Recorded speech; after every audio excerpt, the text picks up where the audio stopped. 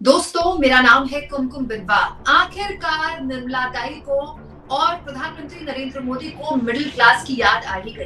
दोस्तों, ऐसे कयास लगाए जा रहे थे, लेकिन आखिरकार कयास पूरे हुए। 12 लाख तक की आमदनी पर अब अगर आपकी सालाना आमदनी 12 लाख तक है तो आप पर अब फिलहाल कोई टैक्स नहीं लगेगा, मतलब इनकम टैक्स आपको नहीं देना होगा। ये ऐलान हुआ तो सोशल मीडिया में और गोदी मीडिया में केवल इसी की चर्चा होने लगी। लेकिन क्या ये बयान, ये एक ऐलान अपने आप में मिडिल क्लास को राहत देने वाला है? इस एक बयान के पीछे बहुत सी पेचीदगियां हैं और बहुत सी ऐसी बातें हैं जो आपको नहीं बताई जा रही है। आसान भाषा में आपको मैं बताने जा रही हूँ और साथ में आपको ये भी बताऊंगी दोस्तों कि कैसे मिडिल क्लास की कमर तोड़ने के बाद सरकार ऊंट के मुंह में जीरा डालकर बस एक रस्म अदायगी करने की तैयारी तो नहीं कर रही है इस ऐलान के साथ। कहीं ये ऐलान भी मिडिल क्लास के केवल हेडलाइन बनकर तो नहीं रह जाएगा और दिल्ली चुनावों का इस पर कितना असर दिखेगा, सब कुछ मैं आपको तफसील से बताऊंगी। और इस पर विचार रखने के लिए मेरे साथ वरिष्ठ पत्रकार और अर्थशास्त्री कह सकते हैं आप या अर्थव्यवस्था के बहुत ही गहरी जानकारी रखने वाले अनिल शर्मा जी जुड़ेंगे। अनिल शर्मा जी न केवल बजट भाषण पूरा विश्लेषण आपके सामने रखेंगे, बल्कि आपको ये बताएंगे कि आपके मतलब का इस बजट भाषण से क्या निकल कर आया है। तो अनिल सर, मिडिल क्लास की तो आज बांछें खिल गई होंगी, उसके लिए तो बहुत बड़ी राहत है और ऐसा लग रहा था न्यूज चैनल्स के एंकर्स को देखकर कि बस वो नाच पड़ेंगे। क्या वाकई में ये इतनी बड़ी राहत है? और है तो सरकार को क्या आखिरकार स्वीकार करना पड़ा कि इस देश का मिडिल क्लास बुरी तरह से टैक्स के बोझ तले दबा है और राहत नहीं दी तो उसके लिए आफत हो जाएगी? ये बात बिल्कुल सही है कुमकुम जी, आप जो बोल रहे हैं एक तरह से मैं मानूंगा रिलीफ है। देखिए, रिलीफ दो तरह से है। एक तो 12 लाख तक because of section 87A income tax का जो एक्ट है उसमें आपको डिडक्शंस के बेनिफिट मिलते हैं, उसको मिला के 12 लाख तक है। आप अगर सैलरीड क्लास हो तो आपको 12,75,000 तक के बेनिफिट्स मिलते हैं, क्योंकि 75,000 आपको स्टैंडर्ड डिडक्शन का भी फायदा मिलता है। तो 12,75,000 तक के हैं, मतलब 1 लाख रुपए महीना जो आदमी कमाता है मोर और लेस उसको अब टैक्स नहीं देना पड़ेगा एज पर 87A। उन्होंने टैक्स स्लैब चेंज नहीं करी है, आप ध्यान रखिएगा। उन्होंने सिर्फ 87A के अंदर चेंजेस लाए। सेक्शन 87A जिन लोगों को समझ में नहीं आता हो, डिडक्शंस हैं, वो जाके एक बार पढ़ लें, उनको समझ में आएगा।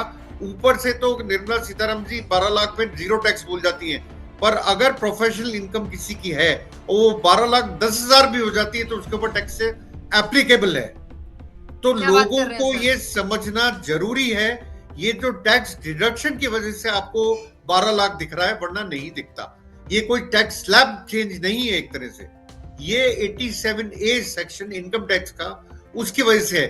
दूसरी बात मैं आपको बताऊं, अभी निर्मला सीतारमण ने अपने बजट में बोला मैं नया इनकम टैक्स का बिल लाऊंगी। ये चीजें क्लैरिफाई तब होंगी जब वो बिल आएगा। अभी इस पे क्लैरिफिकेशन नहीं है। अगर आप पूरा इसको डिटेल में पढ़ने की कोशिश करें तो बड़े बड़े चार्टर्ड अकाउंटेंट्स, क्योंकि उनका सब्जेक्ट है, उनकी समझ के भी परे है। पर जो बात निकल के आ रही है वो कि 12 लाख रुपए तक आपको टैक्स देना पड़ेगा थैंक्स टू 87A डिडक्शन की वजह से। और तो सैलरी क्लास अगर आप हो तो 12,75,000। आपने एक बात बोली कि अगर 12,10,000 भी इनकम है तो टैक्स पड़ जाएगा। हाँ, प्रोफेशनल बिल्कुल। और आपके ऊपर जितने भी वो क्लॉजेस लगे हैं वो टैक्स स्लैब में आप आएंगे और आपको पिछला टैक्स भी देना पड़ेगा। अगर आप सपोज कीजिए 12 लाख 30% ब्रैकेट में है, 12,10,000 पे आपको 30% टैक्स देना पड़ेगा। ये प्रोफेशनल्स के लिए है, सैलरीड क्लास के लिए नहीं बोल रहा हूं मैं आपको, प्रोफेशनल्स के लिए है। तो दोनों में अंतर है थोड़ा सा अगर आप देखें तो। पर मैं आपको फिर बोलूंगा, लोगों को इसको समझना पड़ेगा और इसका समझने का एक ही तरीका, जब निर्मला जी लेके आएंगी नया IT bill, income tax bill, उसके बाद समझ में आएगा एक्चुअली उनका मतलब क्या है। खुशियां तो सब बना रहे हैं, पर इसमें एक चीज और, कम से कम थोड़ी राहत ही सही, थोड़ी राहत मिली मैम, पर इसमें एक ही है, मैं मानता हूं मिडिल क्लास को राहत मिली। इसके साथ साथ एक चीज और आपने अगर देखी हो, सीनियर सिटीजन को टीडीएस में जी जो फिगर था पहले 50,000 उसको 1 लाख कर दिया। कोई ज्यादा नहीं है, मैं बताऊं को 1 लाख रुपए इंटरेस्ट अगर आदमी कोई कमाता है तो 1 लाख तो आजकल 7.5% करीब सीनियर सिटीजन को ब्याज मिलता है बैंक पे। पर फिर भी मानता हूं थोड़ी राहत मिली सीनियर सिटीजन को भी। पर ये सब अगर आप ओवरऑल देखेंगे, ये बजट बिहार का बजट है। ओह, चुनावों में ध्यान रख के बनाया गया बजट है। इसमें मुझे बताइए, जो चीज सबसे जरूरी थी, क्या इसके अंदर हिंदी आप पढ़ लीजिएगा, स्ट्रक्चरल रिफॉर्म्स आए कहीं पे आपको दिखे? एग्जैक्टली। मैं सर 1 मिनट आपको रोक रही हूँ और मेरे दर्शक मुझसे नाराज होंगे, लेकिन मैं ना टैक्स को लेकर थोड़ा और गहराई से बात करना चाहती हूँ। जो बिहार वाली बात आपने बोली ना, चर्चा करेंगे उस पर, क्योंकि अब यही आरोप इस सरकार पर लग रहे हैं कि पिछली बार का बजट था बिहार और आंध्र प्रदेश का, इस बार तो बिहार के लिए छप्पड़ फाड़ आपने तिजोरी खोल दी। लेकिन हमको ये भी याद रखना चाहिए सर कि मिडिल क्लास बहुत बड़ी तादाद में दिल्ली में है और दिल्ली में चुनाव है, तो मिडिल क्लास को राहत मतलब दिल्ली चुनाव का इसमें जोड़कर हमको देखना चाहिए। लेकिन एक चीज आसान भाषा में मैं दर्शकों को बता दूं सर, आपको तो पता ही होगा, 12 लाख की आमदनी वाले को टैक्स में राहत मिलती है तो 80,000 का फायदा मिलता है, ठीक है। 16 लाख की आमदनी वाले को टैक्स में 50,000 का फायदा मिलता है। तो मैं ये जो 12 लाख वालों को फायदा दिया गया है, इनको टैक्स की राहत अगर मिलती है तो इनको सालाना 80,000 का फायदा मिलता है। सर आज की महंगाई में जब दूध, दही, पॉपकॉर्न तक में जीएसटी है, मतलब हमारे यहाँ डायरेक्ट टैक्स तो कम लोग दे रहे हैं, लेकिन इनडायरेक्ट टैक्स तो गरीब मजदूर 5 रुपए के पार्ले जी में भी दे रहा है ना। ये 80,000 कितनी बहुत बड़ी रकम है क्या? बिल्कुल नहीं है। आज की तारीख में मैं आपको बोलूं, बिल्कुल नहीं है। पर देखिए, गोदी मीडिया तो इस पे खूब हल्ला मचाएगा, 12 लाख कर दी, 12 लाख कर दी। पर ईमानदारी की बात है, इसका इंपैक्ट मैं यही आपको समझाने वाला था। मैं स्ट्रक्चरल रिफॉर्म्स की बात क्यों करी? ये जो चीजें आपने टैक्स बेनिफिट्स दिए, इससे फायदा नहीं होगा, इससे जॉब क्रिएशन नहीं होगा, इससे एक्सपोर्ट्स नहीं बढ़ेंगे आपके। अगर जॉब क्रिएशन नहीं होगा तो साइकिल फिर रुक जाएगी आपकी। ये शॉर्ट टर्म मेजर्स हैं जो निर्मला जी ने लिए हैं, बहुत शॉर्ट टर्म है। ये जनता को आपने बिल्कुल सही कहा, दिल्ली चुनाव से जोड़ के देखना चाहिए, क्यों नहीं? देखो, बिल्कुल देखना चाहिए। आपने 8th पे कमीशन भी अनाउंस करा, वो भी ऐसे टाइम अनाउंस करा, साथ में ये भी अनाउंस कर दिया। तो ये बीजेपी हर चीज को चुनाव से जोड़ के ही चलती है। और गोदी मीडिया तो हल्ला मचाएगी, आज कई बम पटाखे छूट रहे होंगे पीछे, मुझे लगता है उसके अंदर जब चैनल पे आ रहा होगा तो। पर 80,000 7,000 रुपए महीने के करीब आपकी बचत हुई अप्रोक्सीमेटली, 7 से भी कम हुई, 6,500 के आसपास हुई आपकी। तो 6,500-7,000 रुपए में क्या आप अपना घर का बजट को इंप्रूव कर सकते हो? ये बहुत छोटी राहत है। और मैं हर समय कहता हूं, इनकम टैक्स में राहत जो है अच्छा करा दिया, मैं इसके अगेंस्ट नहीं हूं, पर इस राहत से इकोनॉमी नहीं सुधरेगी। मेरा कहना यह है, हम और फंसते जाएंगे। इसलिए इनको जॉब क्रिएशन की बात ही नहीं करी, मुझे लगता है बजट में। बल्कि बहुत छोटा भाषण था। मैं वही बोल रहा हूं, बहुत छोटी छोटी बातें करी जॉब क्रिएशन पे भी उन्होंने। और सबसे इंपॉर्टेंट था एक्सपोर्ट्स और जॉब क्रिएशन बात करना। मैं आपको फिर बोलूंगा, बजट डेडिकेटेड था बिहार को, क्योंकि बिहार में नवंबर में चुनाव है, दिल्ली में अभी चुनाव है, सब नजरों में है बीजेपी के कि हमें जीतना कैसे है। और आज तो कमाल ही हो गया, आज तो ऐसी ऐसी चीज अनाउंस करी है कि आज तो मीडिया भरा पड़ा होगा तारीफों में, गजब कर दिया, गजब कर दिया। पर लोगों को समझना चाहिए 87A इनकम टैक्स एक्ट क्या है, कैसे रिबेट्स मिलते हैं, क्योंकि वो पूरा अपन अभी बैठ के पूरा फॉर्म तो समझा नहीं सकते इनकम टैक्स का। हाँ, पर नया इनकम टैक्स बिल क्या आएगा ये देखना बहुत जरूरी है। क्या वो कुछ चीजें आसान करेंगे? क्या मैं घर बैठ के भर पाऊंगा? मुझे चार्टर्ड अकाउंट की जरूरत नहीं पड़ेगी, अकाउंट्स वाले की जरूरत नहीं पड़ेगी। क्या इजी करेंगे, क्या डिफिकल्ट कर देंगे, पता नहीं। पर कुछ ना कुछ इनकम टैक्स बिल में, क्योंकि वो 1961 में आया था अगर मैं गलती पे नहीं हो तो, चेंजेस रिक्वायर्ड थे। तो क्या चेंजेस आएंगे वो देखने जरूर। इसको रोका क्यों गया 7 दिन के लिए, ये भी मेरे समझ से परे। आज क्यों नहीं अनाउंस करा गया? आज सबसे बड़ी हेडलाइन यही थी ना सर, हेडलाइन मैंने 12 लाख इस सरकार बिल्कुल। आज 12 लाख हर जगह आज हेडलाइंस बन चुकी है, अब तक बन चुकी है। और कई पिंक पेपर जो हैं वो 87A पे ही बात कर रहे हैं, इसलिए मैं 87A बार बार बोल रहा हूं और किसी पे कोई बात नहीं कर रहा है। ज्यादा खुश होने की जरूरत नहीं है, जब पढ़ेंगे तो समझ में आएगा। पर हाँ, 60-70 हजार, 80,000, 6,500 रुपए महीना आपका बच रहा है, आपकी शायद ग्रोसरी आ जाए, शायद। हाँ, मतलब दूध, अंडा, दही, ब्रेड, ये बेसिक चीजें आ जाए। आप ये सोचें कि इस पैसे से आप कोई नया मकान खरीद लें, कोई नई लैंड खरीद लें, तो ऐसा फिलहाल तो नहीं होने वाला है। और मैं एक और चीज यहाँ पर सर पूछना चाहती हूँ, मिडिल क्लास को लेकर बहुत बातें हुई। मिडिल क्लास के लिए क्या केवल टैक्स में राहत ही राहत होती है सर? क्योंकि मिडिल क्लास जोमेटो स्विगी से खाना भी मंगाता है भाई, कुछ नहीं कितनी भी महंगाई है, हफ्ते महीने में 1-2 बार बच्चों को थिएटर में पिक्चर दिखाने भी ले जाएगा, साल में एक बार बच्चे कहेंगे पापा कहीं घुमाने ले जाओ। भाई मिडिल क्लास को थोड़ा समाज भी देख के चलना पड़ता है, किसी के घर में ब्याह शादी है तो थोड़ा बहुत सोना खरीद के देना पड़ेगा। तो मिडिल क्लास एक ऐसे कुचक्र में फंसा है जहां उसको हर 5 रुपए से लेकर 5 लाख रुपए की चीज में भयानक जीएसटी और इनडायरेक्ट टैक्स देना पड़ रहा है। तो कहीं ऐसा ना हो कि हम जेब में थोड़ी भर के, एक जेब में भर के दूसरी जेब से उसके लगा, क्योंकि उसमें तो कोई कटौती नहीं हुई ना जो इनडायरेक्ट टैक्स और जीएसटी के नाम पे लूटा जा रहा है। आप बिल्कुल सही कह रहे हैं, कान को यहां से पकड़ने की जगह कान को यहां से पकड़ रहे हैं। बेसिक बात यह है, आप एक तरफ जीएसटी बढ़ाते हैं, एक तरफ आप इनकम टैक्स में रिलीफ देते हैं। लोग तो वाह वाह वाह वाह करते हैं, पर उनको पता नहीं लगता उनकी पॉकेट पे जो मार पड़ रही है वो जीएसटी ज्यादा डाल रहा है। आजकल जीएसटी का कंपोनेंट बढ़ा हुआ है और वो दिक्कत आदमी को पहुंचा रहा है। मैं इसीलिए बोल रहा हूं, क्या हम स्ट्रक्चरल रिफॉर्म्स की तरफ गए? जीएसटी मैं मानता हूं इसका बजट का वो नहीं होता पार्ट, क्योंकि जीएसटी अलग काउंसिल होती है, उसमें अलग मीटिंग होती है। पर आप ऐसी ऐसी चीजों पे, दूध दही पे आप जीएसटी लगा देते हो, तो आप बताइए आपने छोड़ा क्या? जब उस तरफ नहीं छोड़ा, मैं कल आपसे ऐसी ऑफ एंड बात कर रहा था, आपको बता रहा था, अगर आप ट्रैवल करते हो, रोड पे ट्रैवल करते हो, तो आपको करीब 1.5 रुपए से 2 रुपए टोल देना पड़ता है। पेट्रोल के अलावा, पेट्रोल की रेट पे क्या जीएसटी में आया अभी तक? कहने को ये कहते हैं कि स्टेट गवर्नमेंट नहीं मानती, पर ज्यादातर बीजेपी की गवर्नमेंट से हम, वो क्यों नहीं मानती जीएसटी में लाने को, उसको पेट्रोल को और डीजल को? वो जब तक उसको कंट्रोल नहीं करोगे, महंगाई ऐसे ही बढ़ेगी, ऐसे ही आपकी जेब पे चोट पड़ती जाएगी। क्योंकि जब 1.5 से 2 रुपए आप दे रहे हो टोल टैक्स, और पेट्रोल और डीजल के आप दे रहे हो दाम बहुत ज्यादा, तो आपको अंतर नहीं पड़ेगा, उल्टे महंगाई बढ़ेगी। आपको 12 लाख दे दिए पर आपसे 13 लाख ले लिए, ये तो ये हिसाब हुआ। लोगों को पता नहीं लगेगा। अभी तो बहुत अच्छा लग रहा है, रोजी लग रहा है। एक चीज और मैं आपके उसमें लाना चाहता हूँ बेसिकली, कि इन्होंने एक इंश्योरेंस सेक्टर में एफडीआई को अलाउ कराया, 75 से 100% कर दिया। तो इससे सस्ता हो जाएगा इंश्योरेंस? मैं मानता हूं इससे सस्ता तो नहीं होगा मैम, क्योंकि पर फॉरेन जो कंपनीज है उनकी एंट्रीज आसान हो जाएगी थोड़ी इंडिया में। पर बजट बहुत छोटा था, बजट बहुत छोटा था। इस बजट के अंदर कुछ नहीं था। मैं फिर बोलूंगा, स्ट्रक्चरल रिफॉर्म्स नहीं थे। 2 चीजों पे फोकस करना चाहिए था, दोनों चीजें रह गई, जॉब्स और एक्सपोर्ट्स।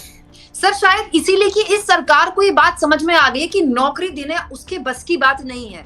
उसने प्राइवेट सेक्टर पर भरोसा किया था, कॉर्पोरेट टैक्स में कटौती की थी, प्राइवेट सेक्टर ने भी हाथ खींच लिए हैं। उसने 15 साल में सबसे ज्यादा पैसा कमाया, जो कि इकोनॉमिक सर्वे भी बता रहा है। ये देखिए, ये हेडलाइन आपके सामने है कि प्राइवेट सेक्टर, कॉर्पोरेट जो है उसकी जेबें भर रही हैं, लेकिन उसने वो फायदा लोगों को तक नहीं पहुंचाया, ना बोनसेस दिए, ना अपनी नौकरियां दी।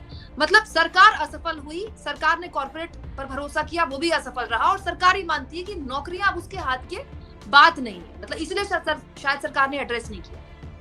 नहीं, वेजेस आप जो बोल रहे हैं, वेजेस नहीं बढ़े जितने कॉर्पोरेट प्रॉफिट्स बढ़े हैं। ये बात बिल्कुल सही है, वेजेस नहीं बढ़े। और यही प्रॉब्लम है। आप देखें तो डिमांड और सप्लाई, जब हम बात करते हैं डिमांड की और कंजम्पशन की, वही चीज आके फिर रखती है। अभी भी इस बजट में उसका सॉल्यूशन नहीं ढूंढा गया। मेरे को इस बजट से बहुत शिकायत है। वो तभी होगा जब आपकी वो चक्की चलेगी, जब लोगों के पास पैसा होगा। वो पैसा कहाँ है? नौकरी नहीं है। नौकरी नहीं है तो डिमांड कहाँ है? डिमांड नहीं है तो फिर आप कंजम्पशन कैसे बढ़ेगा? तो कंजम्पशन नहीं बढ़ेगा तो इकोनॉमी की चक्की कैसे घूमेगी? अल्टीमेटली बात आके इस पे अटती है, क्या जॉब क्रिएशन की बात ये अच्छी तरह से बजट एड्रेस करता है? मैं बोलूंगा जीरो करता है, जीरो करता है। जो सबसे इंपॉर्टेंट चीज थी वो आपने एमएसएमई सेक्टर पे फोकस करने की इसमें बात करी है बजट में, पर एमएसएमई कितनी बंद हुई है जीएसटी की वजह से? ये क्या सरकार के पास आंकड़ा है? अगर उस आंकड़े को देखें तो निर्मला सीतारमण समझ जाएंगी कि एमएसएमई को रीढ़ तोड़ के रख दी जीएसटी ने और डीमोनेटाइजेशन ने। एमएसएमई मतलब छोटे और लघु उद्योग जो होते हैं, लघु उद्योग, उनकी कमर तोड़ के रख दी आपने, काफी बंद हो गई। वो सबसे ज्यादा जॉब देती है। और एक चीज ध्यान रखिएगा कुमकुम जी, एक लोगों को समझाना बहुत जरूरी है। जब हम इसमें आप देखेंगे अलग अलग, जब आपके पास आएगा डिटेल्ड बजट, तो मुझे लगता है इन्होंने कैपिटल इन्वेस्टमेंट बढ़ाया होगा, ये मेरा थिंकिंग है। मैंने भी पूरा बजट कैपिटल देखा इन्वेस्टमेंट नहीं। मतलब सर क्या होता है? मतलब सरकार जो आप खर्च अपना करती है। खर्चा जो है वो कैपिटल बिल्डअप करने में लगाते, मतलब असेट्स को बढ़ाने खूब में सारे लगाते। डैम, खूब सारे फ्लाईओवर, खूब सारे हाईवे, ऐसे मतलब। बिल्कुल। बट प्रॉब्लम क्या है, क्या आप पैसा उस जगह लगा रहे हो? कैपिटल इन्वेस्टमेंट तो ठीक है एक तरफ, क्या आप पैसा उस तरफ लगा रहे हो जहां लेबर इंटेंसिव है? ये सबसे बड़ा क्वेश्चन है इंडिया के सामने, वो नहीं है। आज आप कहीं भी चले जाएं, बिल्डिंग्स बनते देख लें, कुछ देख लें, तो मशीन्स का उपयोग ज्यादा होता है। और ये जो चीज है इंडिया में लेबर इंटेंसिव चीज लानी जरूरी है। फिर मैं बोलूंगा कि वो जो साइकिल है उस साइकिल को ये बजट नहीं तोड़ पाया। ना तो डिमांड क्रिएशन की बात हुई, ना कंजम्पशन क्रिएशन की बात हुई, क्योंकि जॉब क्रिएशन की बात ढंग से हुई नहीं। लेबर गोदी मीडिया इसका जवाब सर ये देगा, सर गोदी मीडिया ये कहेगा कि देखिए आपको टैक्स छूट तो दे दी ना, आपके जेब में पैसा बढ़ गया ना, अब जाइए बाजार में खर्च कीजिए। चलिए आगे बिहार पर एक छोटा सा रिएक्शन ले लेती हूँ, लास्ट में फिर मैं आपसे सर पूरे नंबर लूंगी कि निर्मला सीतारमण को आप कितने नंबर देते हैं 10 में से इस बजट में। लेकिन आपने बिहार का जिक्र किया, छप्पड़ फाड़ ऐलान हुए बिहार में, airport, makhana board, food processing institute, Patna IIT, हवाई अड्डे का विस्तार। मतलब मोदी जी ने एक तरह से, निर्मला सीतारमण ने इस तरह से पूरे के पूरे बजट का कितना पॉलिटिकल माइलेज लिया जा सकता है उसका लिया है, कम से कम दिल्ली में, दिल्ली चुनाव में भी और बिहार चुनाव के लिए। आप इसका एक चीज देखिए, बिहार को तो आपने बहुत दे दिया क्योंकि वहां चुनाव है नवंबर में। दूसरे स्टेट्स ने आपके साथ क्या गलती करी थी? मेरा एक क्वेश्चन हर समय रहता है, आपको याद होगा लास्ट बजट में तेलंगाना और बिहार थे, क्योंकि कोलिशन गवर्नमेंट थी तो दोनों को खुश करना था। सॉरी, आंध्र प्रदेश, तेलंगाना बोल रहा हूं मैं, आंध्र प्रदेश। आपने खुश करने के लिए बहुत कुछ दिया, अब के क्योंकि बिहार में चुनाव है आपने बिहार को दिया। ये इलेक्शन रिलेटेड बजट नहीं होना चाहिए, ये populist budget only for Bihar नहीं होना चाहिए। ये बोर्ड्स बना दिए, एयरपोर्ट की बात कर दी आपने, कई चीजें बिहार को दे दी। क्यों? क्या दूसरे स्टेट फेडरल, हमारा फेडरल है, पूरा स्ट्रक्चर फेडरल है, क्या स्टेट्स को और पावर नहीं दे और फंड नहीं देना चाहिए था? उनकी फंडिंग का क्या होगा? क्या वो ऐसे रोते रहेंगे? तमिलनाडु जैसा जो स्टेट है वो मेरे हिसाब से उनका contribution in taxation is maximum, one of the maximum. क्या वो डिजर्व नहीं करते? वो डिजर्व नहीं करते एम्प्लॉयमेंट में भी। मैं वही बोल रहा हूं आपको कि उनको आप कैसे छोड़ सकते हो? ये तो ये हो गया कि you are playing a kind of business budget में दिखती है। मतलब इसको आप आसान भाषा में कर दूं, बायसनेस का तो आप हिंदी निकाल लेंगे, एक सौतेला व्यवहार, मतलब एक, क्योंकि वहाँ राज्य में आपकी एनडी की सरकार है, चुनाव है, तो आप उसमें कुछ ज्यादा दरियादिली दिखा रहे हैं, बाकी राज्यों से आप सौतेला व्यवहार कर रहे हैं। सौतेला व्यवहार, बिल्कुल बायसनेस साफ झलकती है अगर आप इस बजट को देखें। और खास तौर से क्योंकि मोदी जी ने कल ही अनाउंस कर दिया था लक्ष्मी बरसेगी मिडिल क्लास, और उस पर वो आज आ गई। अब लक्ष्मी कैसे बरसी वो तो लोगों को समझना पड़ेगा, जब नया आईटी बिल आएगा उसके बाद समझ में आएगा, जब पूरा खाका खुलेगा क्या हुआ। पर हाँ, आज की तारीख में सबकी ब्रेकिंग हेडलाइंस यही होगी कि साहब 12 लाख हो गया। बहुत बड़ी राहत, बहुत बड़ी राहत, छप्पड़ फाड़ राहत। अब आखिर में नंबर दे दीजिए सर, 10 में से कितने नंबर देंगे बजट को? मैं 6 से ज्यादा नहीं दूंगा, 6 से भी कम देना पसंद करूंगा, क्योंकि मैं इस बात पे अभी भी वो हूं, अड़ा हुआ हूं कि जॉब क्रिएशन इंटर्नशिप स्कीम लाए थे लास्ट टाइम, वो कहां गई? उसके बारे में बात क्यों नहीं करी? मेक इन इंडिया कहां गया? स्टार्टअप इंडिया के लिए फंडिंग करी, पर आप बता सकते हो कितने स्टार्टअप बंद हुए इस देश में? आपने क्या करा? आपने R&D में पैसा बढ़ाया क्या? चाइना डीप सीक लेके आ गया, आधे दामों पे लिया है अमेरिका के, आधे से भी कम दामों पे।